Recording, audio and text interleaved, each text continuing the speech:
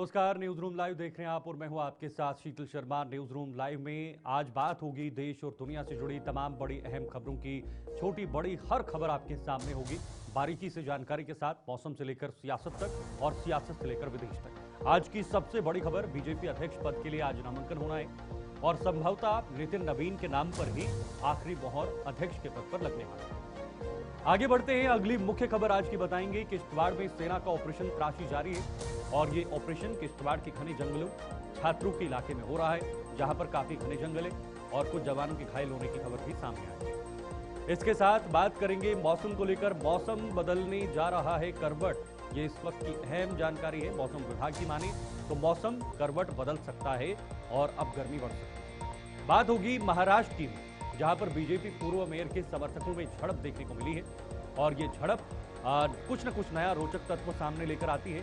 अभी तक बीएमसी में मेयर पद पर कोई भी तस्वीर साफ नहीं हुई है, लेकिन इस झड़प के बाद कुछ और चीजें निकलकर सामने आई हैं। साथ ही बात होगी दिल्ली की। गणतंत्र दिवस की तैयारियां तेज हैं, यानी अब कुछ ही दिन बचे हुए, मात्र 6 से 7 दिन का समय है और 7 दिन के अंदर और भी तैयारियों को धार देनी है। तैयारियां शुरू हो गई हैं, सुरक्षा भी चाक चौबंद इस वक्त नजर आ रही है।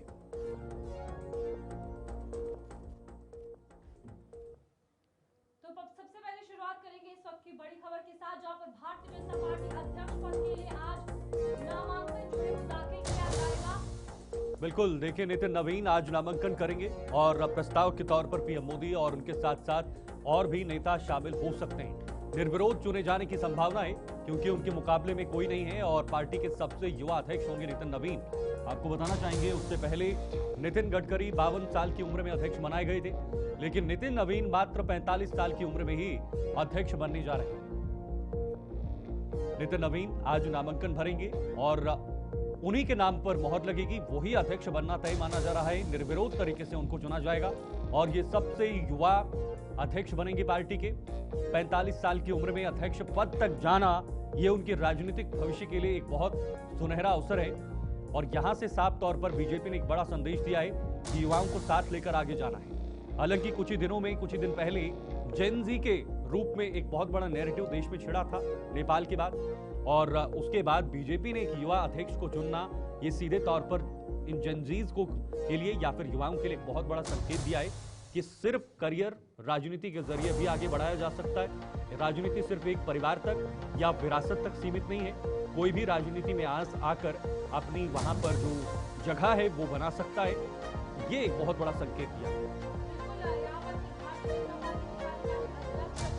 नितिन नवीन आज पार्टी के, आपको बता दें कि 12वें राष्ट्रीय अध्यक्ष जो है वो चुने जाएंगे और इस बीच सबसे युवा अध्यक्ष नितिन नवीन होने वाले हैं। बिल्कुल, लगातार जब से उन्हें भारतीय जनता पार्टी में लाया गया और जिम्मेदारियां देने की बात सामने आई तो एक चीज साथ साथ रही, वो थी सबसे युवा चेहरा भारतीय जनता पार्टी का नितिन नवीन। और शायद इसी के चलते और साथ ही साथ जो ओवरऑल पार्टी की एक पिक्चर है उसे चेंज करने के लिए, युवाओं को जोड़ने के लिए निर्विरोध ये चुनाव जो है वो चुने गए हैं। और साथ ही साथ आपको बता दें कि नितिन नवीन अब आज कहा जा रहा है कि दोपहर 2 बजे से 4 बजे तक दिल्ली के भारतीय जनता पार्टी जो मुख्यालय है वहां पर अपना नॉमिनेशन भरेंगे। बिल्कुल, देखिए पार्टी के लगभग सभी मुख्यमंत्री शामिल हो सकते हैं, जितने भी भारतीय जनता पार्टी के मुख्यमंत्री हैं। राज्य इकाई प्रमुख और वरिष्ठ नेता भी इसमें मौजूद रहेंगे और ये 16 जनवरी को राष्ट्रीय अध्यक्ष पद के चुनाव के लिए नोटिफिकेशन जारी किया गया था। आज नामांकन होगा और नामांकन के बाद इस पर आखिरी मोहर लगेगी। प्रस्ताव के तौर पर पीएम मोदी और अन्य नेता शामिल हो सकते हैं। रिटर्निंग ऑफिसर लक्ष्मण नए राष्ट्रीय अध्यक्ष का नाम घोषित करेंगे और ये अपने आप में बहुत बड़ी उपलब्धि होगी बीजेपी के लिए, क्योंकि बीजेपी दुनिया की सबसे बड़ी राजनीतिक पार्टी है। सबसे ज्यादा लोग या सबसे ज्यादा कार्यकर्ता बीजेपी के साथ जुड़े हुए हैं। ऐसे में इतने सारे कार्यकर्ताओं के बीच एक युवा को अध्यक्ष बनाना ये जताता है कि बीजेपी जो है वो किसी पार्टी या किसी परिवार तक सीमित नहीं है, किसी विरासत तक सीमित नहीं है, किन्हीं लोगों तक सीमित नहीं है। पार्टी में किसी का भी सिक्का चल सकता है, कोई भी अपना राजनीतिक भविष्य बीजेपी में आकर बना सकता है। और इसका सबसे बड़ा उदाहरण बीजेपी ने तब दिया जब छत्तीसगढ़, मध्य प्रदेश और राजस्थान में उन्होंने मुख्यमंत्री चुने। निशाना कहीं और था, पर्ची कहीं और थी, नाम किसी और का लिखा था और उससे ये साफ हो गया कि भारतीय जनता पार्टी बड़े स्तर पर ये एक बहुत बड़ा संदेश फिर से देने जा रही है। बिल्कुल नितिन नबीन की अगर बात की जाए, एक बड़ा चेहरा बनकर अब भारतीय जनता पार्टी में उभरे हैं। और इस बीच आपको बता दें कि यहाँ पर अगर खास तौर पर उनकी बिहार की बात की जाए, जो बिहार में सियासत उनकी रही है, राजनीति में उनका क्या कुछ रहा है, उस हवाले से आपको बता दें कि बंकीपुर में 5 बार विधायक रह चुके हैं। और अब आज देखिए कि नामांकन जो है वो दाखिल करने जा रहे हैं भारतीय जनता पार्टी के राष्ट्रीय अध्यक्ष के तौर पर। इस बीच पार्टी की ओर से एकमात्र ये नामांकन जो है वो दाखिल किया गया है। तो जाहिर सी बात है, निर्विरोध ये नाम सामने आया है, तो अब सिलेक्शन होनी पक्की है। और चुनाव अगर बात की जाए इन नाम की, तो साफ तौर पर एक मुहर, एक ठप्पा लगता हुआ नितिन नबीन के चेहरे पर नजर आ रहा है। फिलहाल आपको बता दें कि ये भी कहा जा रहा है कि अब एकमात्र नामांकन दाखिल किया गया है तो उनका बनना तय है। साफ तौर पर बीजेपी के अध्यक्ष पद पर जो चेहरा होगा वो नितिन नबीन का होगा और भारतीय जनता पार्टी के पहले राष्ट्रीय अध्यक्ष बनेंगे जो बिहार से होंगे। तो इसके साथ ही पार्टी के इतिहास में सबसे युवा राष्ट्रीय अध्यक्ष जो है वो बनने जा रहे हैं और वो रिकॉर्ड जो है नितिन नबीन अपने नाम करेंगे। ताबिश कमाल है हमारे साथ, हमारे संवाददाता दिल्ली से इस वक्त जुड़ गए हैं। ताबिश, नितिन नवीन को लेकर आखिरी मोहर लगना तय माना जा रहा है क्योंकि नामांकन होगा और उसके बाद वो अध्यक्ष पद पर मौजूद होंगे। लेकिन दिलचस्प किस्सा ये है, दिलचस्प फैक्टर ये है कि सबसे युवा राष्ट्रीय अध्यक्ष बीजेपी को मिलने वाला है। बिल्कुल शीतल, देखिए सबसे युवा राष्ट्रीय अध्यक्ष बीजेपी को मिलने जा रहा है। मात्र 45 साल की उम्र में नितिन नवीन बीजेपी के राष्ट्रीय अध्यक्ष। ताबिश, आप सुन पा रहे हैं? लगता है तकनीकी रूप से फिलहाल ताबिश का जो संपर्क है वो कट चुका है। जी ताबिश, बोलिए बोलिए। बिल्कुल, देखिए शीतल, देखिए मैं आपको बता दूं कि जिस तरह से नितिन नबीन का नामांकन किया गया है, आज वो 2 बजे नामांकन करेंगे और 4 बजे उनके नामांकन की प्रक्रिया 2 से 2 घंटे का समय रखा गया है। इस बीच अगर कोई अन्य जो पार्टी का नेता है वो भी नामांकन करना चाहे तो वो भी नामांकन कर सकता है। हालांकि ये बहुत महत्वपूर्ण पल होगा भारतीय जनता पार्टी के लिए, क्योंकि भारतीय जनता पार्टी को अब अपना खुद का नया राष्ट्रीय अध्यक्ष मिलने जा रहा है। हालांकि इससे पहले अगर हम देखें तो जो समय 2 बार जेपी नड्डा का बढ़ाया गया, जेपी नड्डा को 2 बार एक्सटेंड किया गया और पार्टी के अंदर राष्ट्रीय अध्यक्ष को लेकर के कई बार हमने विचार मंथन देखा। हमने देखा कि किस तरह से संघ और बीजेपी के नेताओं ने बहुत सूझबूझ के साथ नितिन नबीन को पार्टी का राष्ट्रीय कार्यकारी अध्यक्ष नियुक्त किया। हालांकि छत्तीसगढ़ के प्रभारी थे और वहां पर गृह मंत्री अमित शाह के साथ में काम किया और अमित शाह उनके काम से बहुत ज्यादा प्रभावित हुए। उनके काम की बहुत ज्यादा चर्चा संघ और भारतीय जनता पार्टी यानी संगठन दोनों में ही इनके काम की चर्चा हुई। तो देखा जाए कहीं ना कहीं ये बहुत महत्वपूर्ण पल होगा जब 2 बजे से 4 बजे तक के बीच भारतीय जनता पार्टी के राष्ट्रीय अध्यक्ष के तौर पर नितिन नबीन अपना नामांकन करेंगे। 4 बजे से 5 बजे के बीच नामांकन पत्रों की जांच होगी। 5 बजे से 6 बजे के बीच नामांकन वापस लेने की प्रक्रिया होगी। अगर कोई व्यक्ति 2 या 3 व्यक्ति भी आ जाते हैं, क्योंकि भारतीय जनता पार्टी कहती है कि जो हमारी पार्टी है, हमारी पार्टी के अंदर जो है जनता का संविधान है, यानी जनता जनार्दन सर्वोपरि है और ऐसे में अगर कोई अन्य व्यक्ति भी नामांकन करना चाहता है तो नामांकन पत्रों की जांच के बाद नाम वापसी का समय रखा गया है। हालांकि जो राष्ट्रीय चुनाव अधिकारी हैं डॉक्टर के लक्ष्मण हैं, वो 6:30 बजे के करीब प्रेस वार्ता करेंगे, प्रेस पत्रकारों से बातचीत करेंगे और कल का दिन भारतीय जनता पार्टी यानी 20 जनवरी का दिन भारतीय जनता पार्टी के लिए बहुत महत्वपूर्ण होगा, क्योंकि आधिकारिक रूप से घोषणा की जाएगी। 11:30 से 1:30 बजे के बीच का ये समय रखा गया है। अगर इस दौरान कोई अन्य व्यक्ति नामांकन करता है और अगर चुनावी प्रक्रिया होती है तो 11:30 बजे से 1:30 बजे के बीच ये चुनावी प्रक्रिया होगी और 1:30 बजे के बाद उनके नाम का ऐलान किया जाएगा। यानी बहुत महत्वपूर्ण रहेगा। आज और कल 2 दिन भारतीय जनता पार्टी के लिए बहुत महत्वपूर्ण रहने वाले हैं। कहीं ना कहीं पार्टी को अपना राष्ट्रीय अध्यक्ष एक बार फिर जो है नितिन नबीन के रूप में सर्वोपरि देखने जा रहा है। पहले हमने देखा था राष्ट्रीय कार्यकारी अध्यक्ष के रूप पर उनके नाम पर मोहर लगाई गई थी और बहुत चौंकाने वाला नाम था, क्योंकि राजनीतिक गलियारों में कई बड़े बड़े नाम भारतीय जनता पार्टी के अध्यक्ष के तौर पर चल रहे थे, लेकिन सब नाम को पछाड़ते हुए संगठन और संघ की तरफ से जो पहली पसंद आई वो नितिन नबीन की आई। नितिन नबीन के बारे में ये माना जाता है उन्हें सरकार और संगठन दोनों का अनुभव है और बहुत सेकुलर छवि के नेता माने जाते हैं। उनका हर धर्म में हर समाज में अपना उठना बैठना रहा है। उनकी जो छवि है वो बेहद शालीन नेताओं वाली छवि है। यहाँ पर एक बड़ी बात है कि भारतीय जनता पार्टी के राष्ट्रीय अध्यक्षों की अगर इतिहास की बात करें, कई बड़े नाम रहे हैं, जहां पर अटल बिहारी वाजपेयी हो, मुरली मनोहर जोशी हो, कुशाभाऊ ठाकरे हो, उसके बाद चाणक्य के सबसे करीबी अब नितिन नबीन भी इसमें आने वाले हैं। और बड़ी बात यह है कि लंबे समय में अपना राजनीतिक जो कदम इन्होंने रखा है, जिस तरीके से बिहार में भी ये करते नजर आए हैं, विधायक रहे हैं 5 बार, उसके बाद अध्यक्ष पद के लिए क्या कुछ रहता है, ये युवा तस्वीर अगर बात करें जो सामने आई है, इसके बाद भारतीय जनता पार्टी की ओवरऑल अगर पूरे राष्ट्र में बात की जाए, तस्वीर कैसे बदलेगी? देखिए, अगर आप देखेंगे तो भारतीय जनता पार्टी ने एक बेहद खूबसूरत मैसेज दिया है। भारतीय जनता पार्टी की तरफ से मैसेज दिया गया है शीर्ष नेताओं की तरफ से कि भारतीय जनता पार्टी कार्यकर्ताओं की पार्टी है। अगर आप देखेंगे तो एक ऐसे कार्यकर्ता जो धरातल से जुड़े हुए थे, उनको ला करके पार्टी का राष्ट्रीय अध्यक्ष बनाना, पहली बात। दूसरी बात ये कि जहां बड़े बड़े नेताओं का आप नाम ले रहे हैं, जिसमें अटल बिहारी वाजपेयी हैं, लाल कृष्ण आडवाणी हैं, मुरली मनोहर जोशी हैं, कुशाभाऊ ठाकरे हैं, अमित शाह हैं, नितिन गडकरी हैं, वेंकैया नायडू हैं, जैसे बड़े तमाम जो नेता रहे हैं, पार्टी के राष्ट्रीय अध्यक्ष रहे हैं, और उस बीच एक ऐसे कार्यकर्ता को राष्ट्रीय अध्यक्ष बनाना जो मात्र 45 साल के हैं, यानी कि जितनी भी राष्ट्रीय पार्टी है उसमें सबसे कम आयु के जो राष्ट्रीय अध्यक्ष होंगे वो नितिन नवीन होंगे। ऐसे में कार्यकर्ताओं के अंदर मनोबल बढ़ता है, कार्यकर्ताओं की अंदर ये अलख जगती है कि जब एक हमारे बीच का कार्यकर्ता राष्ट्रीय अध्यक्ष बन सकता है तो उनके अंदर भी इस तरह की भावनाएं प्रेरित की जाती हैं, वो पार्टी के लिए सच्चे मन से काम करते हैं। हालांकि भारतीय जनता पार्टी हमेशा दूसरे राजनीतिक दलों पर परिवारवाद का आरोप लगाती रही है, लेकिन यहाँ पर अगर आप देखा जाए तो परिवारवाद से बहुत दूर हटकर नितिन नवीन को पार्टी के राष्ट्रीय अध्यक्ष के तौर पर रखा गया है। ये एक संदेश दिया गया है पार्टी की तरफ से, न परिवारवाद और ना ही धर्म और जातिवाद, बल्कि कार्यकर्तावाद पार्टी के अंदर स्पष्ट रूप से नजर आ रहा है। चलिए ताबिश, बहुत बहुत शुक्रिया आपका ये तमाम जानकारी साझा करने के लिए। तो ताबिश हमारे साथ बने हुए थे, लेकिन फिलहाल नितिन नवीन को एक बड़ा मौका और बहुत बड़ी जिम्मेदारी दी जा सकती है राष्ट्रीय अध्यक्ष के तौर पर, और बिहार में मंत्री भी हैं, साथ साथ पूरे राष्ट्र का नेतृत्व भी अध्यक्ष के तौर पर करने वाले हैं। आगे बढ़ेंगे, बात किश्तवाड़ की होगी। किश्तवाड़ में सेना का ऑपरेशन तलाशी जारी है, दूसरे दिन भी आतंकियों की तलाश जारी है, और मुठभेड़ में अभी तक 8 जवान घायल होने की सूचना मिली है।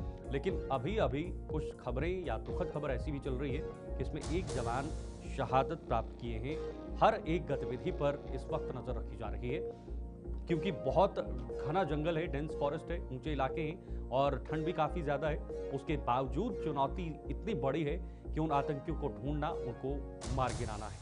बिल्कुल, जम्मू कश्मीर के किश्तवाड़ में ये आतंकियों के छिपे होने की खबर मिलने के बाद सेना ने ऑपरेशन चलाया, और आपको बता दें कि तलाशी अभियान चलाया, जिस बीच ये कहा जा रहा है कि इसे ऑपरेशन त्राशी 1 नाम दिया गया है। और रात भर ये तलाशी रोके जाने के बाद सुरक्षा बलों ने सुबह एक बार फिर सर्चिंग शुरू कर दी है, और ये भी कहा जा रहा है कि कल एनकाउंटर जो हुआ उसमें फिलहाल मुठभेड़ दोनों तरफ से देखने को मिली। हालांकि अभी तक ये भी कहा जा रहा है कि इसमें कोई सफलता हासिल नहीं हुई है, क्योंकि छात्रों को लेकर अगर बात करें या सिंहपुरा इलाके की अगर बात करें तो ये लगातार वो घना जंगलात वाला एरिया है जिसमें बहुत सारे चैलेंजेस हर बार सुरक्षा बलों को फेस करने को दिखे हैं। और इस बार दूसरे दिन भी आतंकियों की तलाश अब लगातार जारी है, और इस अभियान को रोका नहीं जाएगा, क्योंकि फिलहाल जो ये ट्रैप्ड आतंकी थे जो हर बार भागने में सफल होते हैं, इस बार उन्हें पकड़ना कहीं ना कहीं एक बहुत बड़ा सिक्योरिटी चैलेंज सुरक्षा बलों के लिए भी आ चुका है। बिल्कुल, देखिए ये वो इलाका है जहां पर जो आतंकी हैं उन्हें भागने में काफ़ी आसानी होती है, क्योंकि वहां से अनंतनाग की तरफ यानी पहलगाम जो हमला हुआ उसी जिले की तरफ भाग सकते हैं, और साथ ही साथ डोडा की तरफ भी रास्ता वहां से लगता है, ये जो ऊंचे इलाके हैं। तो ऐसे में काफ़ी दिनों से, काफ़ी सालों से ये कहा जा सकता है या काफ़ी महीनों से ऑपरेशन चल रहा है, लेकिन अभी तक कुछ खास सफलता हाथ नहीं लगी है। अजय शान किश्तवाड़ से हमारे संवाददाता इस वक्त फोन लाइन पर हैं। अजय शान जी, कोई अपडेट आई है अभी तक, क्योंकि 11 बज चुके हैं? शीतल, देखिए अभी वहाँ पर जो सर्च ऑपरेशन है वह जारी है, क्योंकि जैसे 2 साल से वो पूरा इलाका एक चर्चा में बना हुआ था, तो करीब 3 हफ्तों से वहाँ पर सर्च ऑपरेशन चल रहा था, जिस दौरान कल वो एनकाउंटर हुआ है, कांटेक्ट हुआ है, लेकिन आज सुबह के बाद कोई फायरिंग नहीं है। लेकिन सर्च ऑपरेशन वहाँ पर तेज किया गया है, और जो पूरा इलाका है पहले से घिरा हुआ था, लेकिन जो जंगल है घना है और टेरेन काफी टफ है, तो उस वजह से कहीं ना कहीं दिक्कत जरूर आ रही है, लेकिन जो कार्रवाई है वहाँ पर चल रही है अभी भी। जी शीतल। अभी अगर बात की जाए तो क्या कुछ कहा जा रहा है? ये भी कहा जा रहा है कि कुछ जवान घायल भी हुए थे, मुठभेड़ भी कल देखने को मिली। इससे पहले भी हम छात्रों की अगर बात करें, लगातार ये वो एक एरिया है जहां पर आतंकी जो है पकड़ में नहीं आ रहे हैं। अब इसके लिए चेंजेस और कहीं ना कहीं पूरी एक प्रोजेक्शन बहुत ज्यादा जरूरी होगी, जिसको लेकर फिलहाल क्या कुछ कदम उठाए जा रहे हैं या नहीं?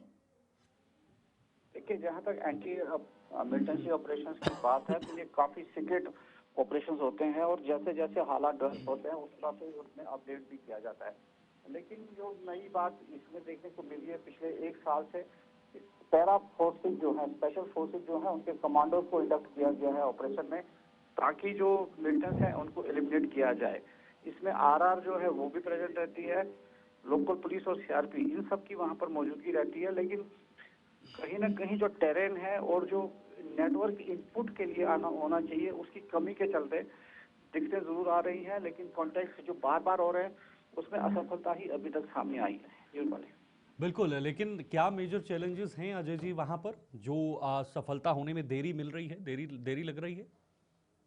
देखिए, जो मिलिटेंट्स है वो अपर रीचेस पर बैठे हुए हैं, उनके पास छिपने की जगह है, आड़ लेके वो बैठे हुए थे, घात लेके वो हमला करते हैं। उसके साथ साथ जो फोर्सेज की मूवमेंट है वो कहीं ना कहीं वो बातें लीक हो रही हैं। कुछ ओजीडब्ल्यू जो लोकल सपोर्ट है वो आपकी वो खबरें दे रहे हैं फौजियों की मूवमेंट को लेके, जिस वजह से उनके हमले में कहीं ना कहीं नुकसान हो रहा है। जो कल भी नुकसान हुआ है, ये पहले जो ग्रेनेड अटैक हुआ है उसी में सारे जो जवान थे उसमें घायल हो गए। ठीक है अजय, बहुत शुक्रिया आपका ज्वाइन करने के लिए, इस हवाले से जानकारी देने के लिए। तो एनकाउंटर जो है वो लगातार जारी है, लेकिन आगे बढ़ेंगे, यूपी की बात करेंगे, जहां पर त्रिवेणी संगम में लगातार श्रद्धालुओं की आस्था देखने को मिल रही है और आस्था की डुबकी श्रद्धालु लगाते हुए नजर आए हैं। जहां पर मौनी अमावस्या पर करीब 4,52,00,000 श्रद्धालुओं ने डुबकी लगाई है। मौनी अमावस्या पर सभी का जो कोटिश है वो पधारे हैं। कोटिशा अभिनंदन सीएम ने कहा, प्रदेश के सभी विभागों को हार्दिक साधुवाद। ये भी सीएम योगी आदित्यनाथ ने कहा, सभी को साधुवाद दिया है। मौनी अमावस्या पर 4.52 करोड़ से अधिक श्रद्धालु ने आस्था की डुबकी लगाकर भारतीय संस्कृति की शाश्वत परंपरा को नमन किया है, ये भी सीएम ने कहा। लेकिन सबसे बड़ी बात, रूपाली पिछले साल जो महाकुंभ हुआ था तो करोड़ों की लोगों में वहां पर करोड़ों की संख्या में लोग आए थे, देश विदेश से लोग पहुंचे थे। इस बार भी तस्वीर उसी तरह की नजर आ रही है। प्रयागराज में इंतजाम वैसे ही है, भले ही लोगों की संख्या उस हिसाब से नहीं है, लेकिन ये भी बहुत ज्यादा होती है। एक दिन के अंदर 4 करोड़ के आसपास वहां पर लोग पहुंचना और इतने लोगों में स्नान करना, यह वाकई में बहुत बड़ी बात है और ये पूरे विश्व स्तर पर सनातन संस्कृति की तरफ से एक बहुत बड़ा मैसेज भी जा रहा है। तो फिलहाल सभी साधु संत धर्मचारियों, कल्पवास के लिए पधारे साधुकों और श्रद्धालुओं का कोटिशा अभिनंदन करते हैं सीएम ने यह बयान दिया है। पावन स्नान पर्व के शांतिपूर्ण और सफल आयोजन के लिए पुलिस प्रशासन, मेला प्रबंधन, स्वच्छता सेवक, स्वयंसेवी संगठन, नाविक बंधु और प्रदेश सरकार के सभी विभागों को हार्दिक साधुवाद।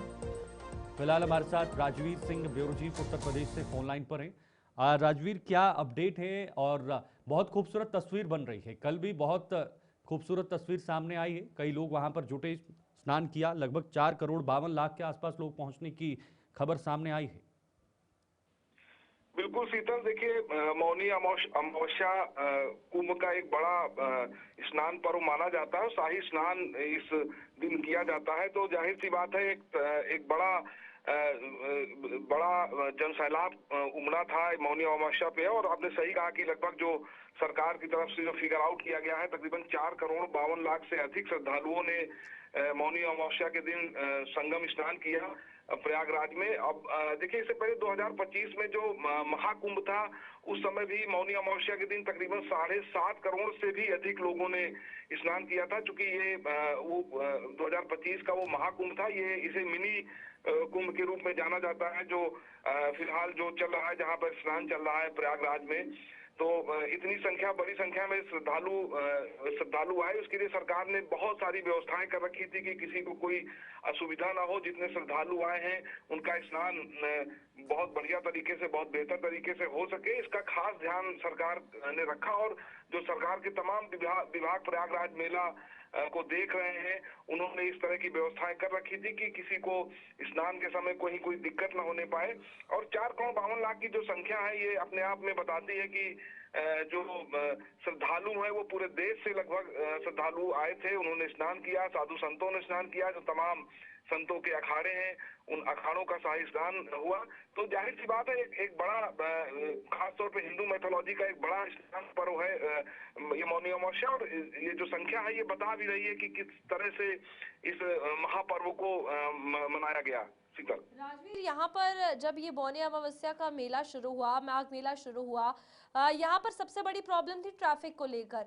उस हवाले से क्या कुछ अपडेट है कि किस तरीके से व्यवस्थाएं जो है वो सुचारू रूप से चल रही है? लोगों के लिए क्या क्या इंतजाम किए गए हैं जो अपनी गाड़ियों से आ रहे हैं, बाहरी राज्य के जो लोग वहाँ पर पहुंच रहे हैं? देखिए, इंतजाम को लेकर ये कहा जा सकता है बहुत बेहतर इंतजाम रूपाली सरकार की तरफ से किए गए थे। जो बाहर स्टेट के लोग, बाहर प्रदेश के लोग भी जो आ रहे थे, क्योंकि प्रयागराज मेला का जो क्षेत्र है वो अपने आप में काफी बड़ा क्षेत्र माना जाता है, और जब इस क्षेत्र में तकरीबन 60 करोड़ से भी अधिक, पिछले साल महाकुंभ में देखिए 60 करोड़ से भी अधिक लोगों ने जब स्नान किया तो उस समय भी व्यवस्थाएं बेहतर रही है। अब चूंकि संख्या उतनी नहीं है तो, लेकिन जो चाहे ट्रैफिक व्यवस्था हो या फिर जो पुलिस की व्यवस्था थी कि कोई श्रद्धालु भटकने न पाए, सबको सही जगह सही स्थान से पहुंचाया जाए, सही स्थान पर पहुंचाया जाए, इसको लेके एक व्यापक इंतजाम, व्यापक तैयारी की गई थी। अब चूंकि आप देखिए तो ये कुंभ जो है वो चल रहा है 15 फरवरी, यानी कि महाशिवरात्रि के दिन इसका समापन होगा, तो उससे पहले और भी कई स्नान है। उन स्नानों पे सरकार ने विशेष तैयारियां कर रखी है, और कोशिश सरकार की यही है कि जो श्रद्धालु हैं वो चाहे उत्तर प्रदेश के हों या पूरे देश से जो श्रद्धालु आ रहे हैं उनको किसी तरह की असुविधा न होने पाए, इसको लेकर तमाम विभागों को एक अलग अलग जिम्मेदारी दी गई है। सुरक्षा के कड़े इंतजाम किए गए हैं, जिसमें उत्तर प्रदेश पुलिस के साथ अर्धसैनिक बलों की भी तैनाती की गई है, पैरामिलिट्री फोर्सेस भी लगाए गए हैं कि भीड़ को कैसे नियंत्रित किया जाए, कंट्रोल किया जाए। इसको लेकर एक पूरी ट्रैफिक व्यवस्था इस मेला क्षेत्र में काम कर रही है, और सरकार की तरफ से एक व्यापक इंतजाम रूपाली इस मेले में है। जी, बहुत बहुत शुक्रिया राजवीर तमाम जानकारी के लिए। तो हमारे ब्यूरो चीफ उत्तर प्रदेश से जुड़े थे, जिन्होंने पूरी जानकारी दी इस माघ मेले को लेकर और खास तौर पर कल के स्नान को लेकर। हालांकि कुछ ऐसे असामाजिक तत्व भी हैं जो सक्रिय हैं, लेकिन उन्हें निपटने के लिए वहां पर पुलिस और जो इंटेलिजेंस वहां पर है वो तैनात है। आगे बढ़ते हैं बात मौसम की। जम्मू कश्मीर में कई जगहों पर माइनस में पारा है और उत्तर प्रदेश के कई जिलों में मौसम ने करवट बदली है। बाराबंकी सहित कई जिलों में बारिश हुई और आने वाले समय में मौसम के बिगड़ने की संभावना जताई गई है। इधर जम्मू कश्मीर में बर्फबारी के कारण पारा लगातार माइनस में बना हुआ है। इस बीच सोनमर्ग घाटी का तापमान -8.9 डिग्री सेल्सियस और श्रीनगर का -4.6 डिग्री सेल्सियस मापा गया। शोपियां का -6.7 डिग्री और पहलगाम में -6.6 डिग्री सेल्सियस रहा है। बिल्कुल हिमाचल प्रदेश के ऊंचे पहाड़ी बर्फबारी हुई है।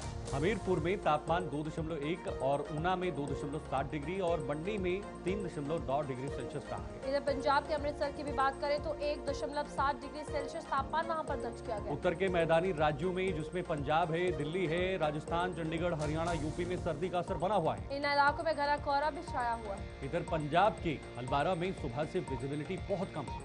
वहीं यूपी की अगर बात करें तो अचानक मौसम पलट गया, यानी लखनऊ, बाराबंकी समेत कई शहरों में सोमवार सुबह बारिश हुई, यानी आज सुबह बारिश हुई है। वहीं आपको बता दें कि अलीगढ़ में ओले भी गिरे। इधर मौसम विभाग की माने तो पश्चिमी हिमालय के क्षेत्र में लगातार 2 पश्चिमी विक्षोभ के आने की संभावना है। इससे 23 जनवरी से 9 राज्यों और केंद्र शासित प्रदेशों जिसमें जम्मू कश्मीर, लद्दाख, हिमाचल, चंडीगढ़, पंजाब, हरियाणा, दिल्ली, राजस्थान है, इन तमाम जगहों मौसम जो है वो बदल सकता है। पश्चिमी विक्षोभ पश्चिम से आने वाली हवा और बादलों का एक सिस्टम होता है। इसके एक्टिव होने से पहाड़ी इलाकों में बर्फबारी, मैदानी क्षेत्रों में बारिश होती है। तापमान में गिरावट आएगी, साथ ही पाला पड़ने और कोल्ड वेव के हालात भी बन सकते हैं। बिल्कुल, देखिए मामला थोड़ा गंभीर है। हालांकि बारिश बर्फबारी का इंतजार लंबे समय से किया गया, अभी तक का उस तरह की बारिश और पहाड़ी इलाकों में बर्फबारी नहीं हुई है। जिला कलां कश्मीर में चल रहा है, लेकिन लोग इस इंतजार में बैठे हैं कि कब तक बर्फबारी होगी, जिससे आने वाले दिनों के लिए राहत होगी, किसानों के लिए राहत होगी, गर्मी से राहत मिलेगी, पानी के सोर्सेज बढ़ेंगे।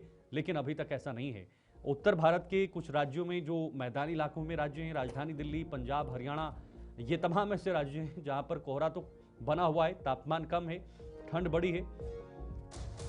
यहाँ भी इंतजार है कि बारिश हो और बारिश के बाद ये जो ड्राई स्पेल है ये खत्म होगा, लोगों से बीमारियां दूर भागेंगी और इसके साथ साथ कम से कम जो धूल है या प्रदूषण है या जो पूरा सूखापन बना हुआ है वो कम होगा, इसका इंतजार बना हुआ है। इस सूखेपन से लगातार पॉल्यूशन भी अपना प्रभाव जो है वो दिखाता हुआ नजर आ रहा है और अब ये कहा जा रहा है कि ये 2 से 3 जो वेस्टर्न डिस्टर्बेंस होंगे, इनके कारण आने वाले दिनों यानी 22 जनवरी के बाद मौसम एकदम से पूरा जो है वो पलट जाएगा।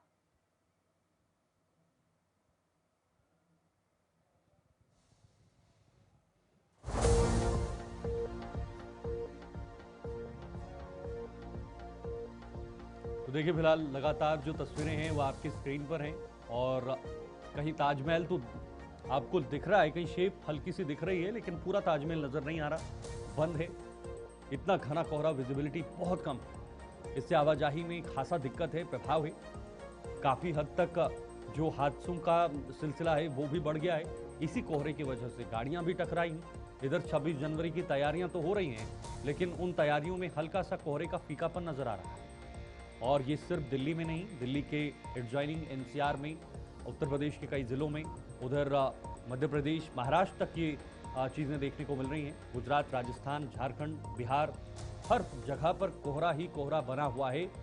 और जो मौसम विभाग कह रहा है कि अगले कुछ दिन तक फिर से ऐसा ही मामला देखने को मिल सकता है, मौसम खराब रह सकता है और पहाड़ी राज्यों पर बर्फबारी हो सकती है, जो अभी तक उस पैमाने पर नहीं हुई है जो होती है, और पर्यटक वहां पर खींचे चले जाते हैं। अभी तक वो बिल्कुल बहुत कम देखने को मिला है। कश्मीर का सोनमर्ग हो, गुलमर्ग हो, मात्र उन्हीं इलाकों में हल्की फुल्की बर्फबारी हुई है, जिससे पर्यटक तो वहां पर जा रहे हैं, लेकिन जिस मात्रा में जाने चाहिए वो आंकड़ा अभी तक सामने नहीं आया। कुल्लू मनाली की तरफ नए साल पर लोगों ने रुख किया था, शिमला की तरफ रुख किया था, लेकिन उसके बाद चूंकि ड्राई स्पेल रहा तो लोग वहां पर भी नहीं जा रहे हैं। तो ऐसे में ये चिंता का विषय इसलिए होता है क्योंकि जो क्लाइमेटिक बैलेंस है वो बिगड़ जाता है। वो बिगड़ने से मौसम, जो आने वाले समय में गर्मी है वो बढ़ जाती है और गर्मी के कारण बाकी अन्य चीज़ों पर इसका इम्पैक्ट पड़ता है। हमारे साथ हमारे संवाददाता इस वक्त गुलबर्ग से जुड़े हुए हैं, इशफाक डार इस वक्त गुलबर्ग से हैं। इशफाक, गुलबर्ग के ज़रा तस्वीरें भी बताइए और वहाँ पर मौसम कैसा है और पर्यटकों की जो आमद है वो किस तरह की है?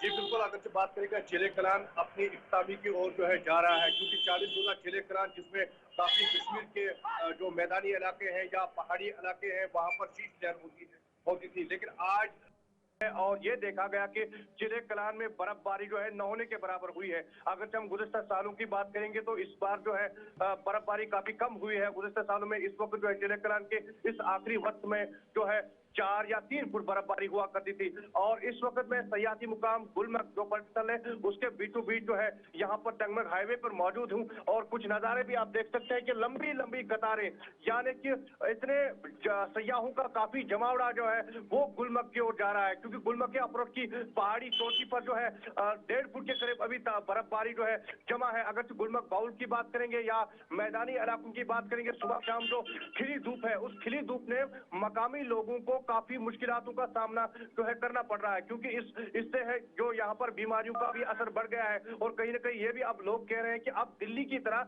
जम्मू कश्मीर में भी मौसम ने जो है बदलाव देखने को मिला। दिल्ली तरफ पर जम्मू कश्मीर में जिस तरह से प्रदूषण बढ़ रहा है, शायद उसी का कारण है कि अब बर्फबारी जम्मू कश्मीर में नहीं हो रही है, क्योंकि जब हमने देखा कि पिछले साल इस वक्त खेलों का भी आयोजन किया गया था गुलमर्ग में। अगर इस साल की बात करेंगे, फिलहाल महकमा जो है टूरिज्म उनकी तरफ से जो गुलमर्ग में स्कीइंग का आयोजन तो किया गया, लेकिन स्कीइंग जो है उस कदर न हो सकी क्योंकि गुलमर्ग में उस तरह की बर्फबारी नहीं हुई है।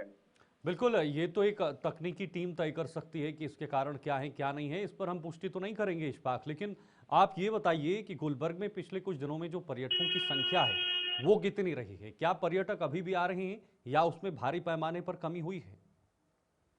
देखिए शीतल जी, आपने सही कहा, क्योंकि अगर पहलगाम घटने के बाद अगर हम यहाँ की सरकार की बात करेंगे या एलजी इंतजाम की बात करेंगे, उनकी तरफ से जो मुख्तलिफ रोड शोज किए गए बाहरी राज्यों में कश्मीर की ओर पर्यटकों को रागिब करने के हवाले से, तो कहीं ना कहीं लग रहा है कि यहाँ पर 60% के करीब सयाह जो है इस वक्त भी वादी का रुख कर रहे हैं। और वहां पर अगर माने जो अगर हम दूध पथरी की बात करेंगे, सोनमर्ग के कुछ ऐसे इलाके हैं यानी कि आबिद डेस्टिनेशन जो वादी में है, जो पर्यटक स्थल है, वहां पर उन्हें अभी नहीं खोला गया है। कुछ सैयाहों से जब बात होती तो उनका यही कहना है कि जो ऑर्बिट डेस्टिनेशन जो है पर्यटन स्थल, जो अगरचे हम यहाँ पर सरकार की तरफ से बॉर्डर टूरिज्म को प्रमोट किया गया है, बार बार ये कहा गया कि बॉर्डर टूरिज्म को प्रमोट किया जाएगा, उससे जो मकामी लोग हैं उनका भी रोजगार बढ़ेगा। लेकिन सयाहती मुकामात वहीं पर अभी वही खुले हैं जो सयाहती मुकामात जो है यहाँ पर जो है जहाँ पर सयाह पहले आया करते थे। लेकिन उम्मीदें हैं, जैसे आपको मालूम होगा कि दूध पत्री एक ऐसा पर्यटक स्थल है जो सयाहों की प्रायोरिटी गुज़श्ता सालों रही है। लेकिन कल भी हमने देखा कि यूसमर्ग हो, दूध पत्री हो, वहाँ के लोग जो है अब इंतजामिया से गुजारिश करते हैं कि खासकर एलजी इंतजामिया, क्योंकि यहाँ पर जो है पर्यटन विभाग की देखरेख अगरचे जम्मू कश्मीर के यहाँ पर चीफ मिनिस्टर कर रहे हैं, ताहम सिक्योरिटी के मामला के हवाले से जो है ये सारा एलजी के हाथ में है। और ये कह रहे हैं कि अगर ये पर्यटक स्थल खुल जाएंगे तो कहीं ना कहीं अब जो साल की शुरुआत हो गई है, अब एक ही महीना रह गया है बर्फ का, और इसमें अगर बर्फबारी होती है तो दूध पत्री वाले या सोनमर्ग के साथ साथ जो यूसमर्ग का एक इलाका है वहां पर भी वो लोग रुपया 10,000 कमा सकेंगे। लेकिन लग रहा है कि शायद इंतजाम की तरफ से उस हवाले से कोई पेशरफ्त नहीं होगी। उम्मीद करते हैं कि जो इस हवाले से सिक्योरिटी ड्रिल जो है दोबारा से किया जाएगा ताकि यहाँ के लोग भी रुपया 10 जो है कमा सके। वही हमने देखा कि जम्मू कश्मीर के लोग जो है आजकल जम्मू का रुख कर रहे हैं।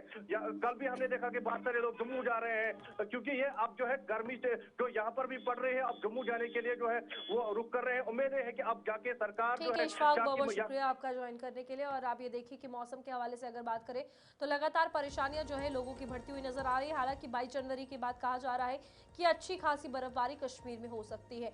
आगे बढ़ेंगे जहां पर एक और बड़ी खबर सामने आ रही है और महाराष्ट्र के हवाले से बात करेंगे, जहां पर आपको बता दें कि भिवंडी में भारतीय जनता पार्टी के पूर्व मेयर के समर्थकों में झड़प हुई है और यहाँ पर बच्चों को पीटा गया है, ऑफिस पर पथराव हुआ है और भारतीय जनता पार्टी के विधायक की तरफ से कहा गया है। नगर निगम चुनाव के बाद, नतीजों के बाद तनाव आ गए हैं और कभी हम कहते थे कि भाई चुनाव आ गए हैं, लेकिन अब ये कह रहे हैं कि चुनाव के बाद तनाव भी आ गए हैं। बीजेपी और केवीए समर्थकों के बीच झड़प हुई है और इस झड़प के क्या संकेत नजर आ सकते हैं, क्योंकि पूर्व मेयर से जुड़ा हुआ मामला है महाराष्ट्र का भिवंडी मामला, जहां पर देर रात नगर निगम चुनाव के नतीजों के बाद बीजेपी और कोणार्क विकास अखाड़ी यानी केवीए के समर्थकों के बीच जमकर झड़प हुई।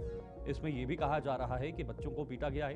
इसमें कुछ और लोग भी शामिल हैं। विवाद छत्रपति शिवाजी महाराज चौक के पास हुआ है। दोनों पक्षों के बीच जबरदस्त पथराव भी हुआ। पुलिस के मुताबिक झड़प बीजेपी विधायक महेश चौघुले और केवीए नेता और पूर्व मेयर विलास पाटिल के समर्थकों के बीच हुआ है। इसी के बाद आपको बता दें कि इलाके में तनाव फैल गया है। पुलिस ने मौके पर पहुंचकर दोनों पक्षों के कार्यकर्ताओं को तितर-बितर किया। बिल्कुल, अभी फिलहाल सस्पेंस भी मेयर पर बना हुआ है, मेयर पद पर बना हुआ है, लेकिन उससे पहले तनाव बढ़ रहा है। जगह जगह पर एक दूसरे पर विवाद हो रहे हैं, पलटवार किए जा रहे हैं। तो ये इस तरह के तनाव जो है ये आम चुनाव के दौरान में या चुनाव के बाद में या जहां भी सरकार प्रक्रिया गठन प्रक्रिया होती है तो उसमें कहीं ना कहीं ये चीजें देखने को मिलती हैं। हालांकि मामला छत्रपति शिवाजी चौक पर बताया जा रहा है, जहां पर समर्थकों के बीच जमकर हाथापाई हुई। पुलिस पहुंची और पुलिस ने उसके बाद इस मामले को सुलझाया और आगे की कार्रवाई शुरू की है। केवीए और बीजेपी के समर्थकों के बीच ये झड़प बताई गई है। ये भिवंडी का पूरा मामला, जहां पर पूर्व मेयर के और बीजेपी के समर्थक जो हैं उनकी झड़प केवीए के समर्थकों से हुई है। तो बिल्कुल यहाँ पर आप देखिए कि इसके बाद पुलिस ने इस मामले को शांत करवाने की भी कोशिश की है, लेकिन बड़ी बात यह है कि बीजेपी पूर्व मेयर के समर्थकों में ये जो झड़प हुई है इसमें बच्चों को भी पीटा गया है, ऑफिस के बाहर भी पथराव किया गया है। ये एक बड़ी कहीं ना कहीं घटना सामने आती है और इस बीच आप देखिए कि नगर निगम के चुनाव के नतीजों के बाद इस तरीके की हरकतें करने का क्या मतलब। और जाहिर सी बात है चुनाव हुए हैं, जनता ने यहाँ पर इन पार्टीज को समर्थन दिया है, तब जाकर ये जीत हासिल हुई है। उसके बाद आपसी झड़प करने से क्या मतलब बनता है। फिलहाल इसको लेकर कार्रवाई जो है वो आगे की ही जाएगी और जाहिर सी बात है इन कार्यकर्ताओं को जिन समर्थकों को जिनके बीच में झड़प हुई है उनको लेकर कहीं ना कहीं अब इनकी भी मुश्किलें बढ़ेगी, क्योंकि पुलिस अपनी कार्रवाई पर आएगी तो जाहिर सी बात है कि हर एक तथ्य निकालेगी। और इस बीच जो पूर्व मेयर और भारतीय जनता पार्टी के बीच जो ये देखने को मिला पूरा घमासान, इसको लेकर फिलहाल आगे देखना ये होगा कि क्या कुछ खबर है।